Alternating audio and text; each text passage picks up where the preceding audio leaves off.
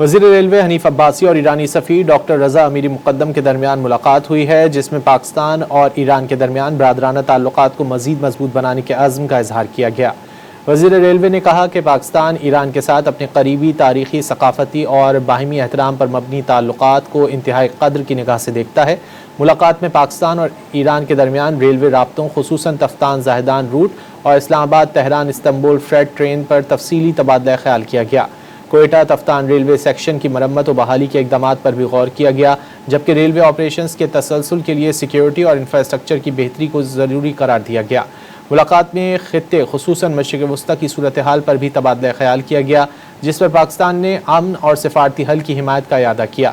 اس موقع پر ایرانی سفیر نے پاکستان کے مثبت اور تعمیری کردار کو سراہتے ہوئے خطے میں امن و استحکام کے لیے پاکستان کی کوششوں کو قابل تحسین قرار دیا۔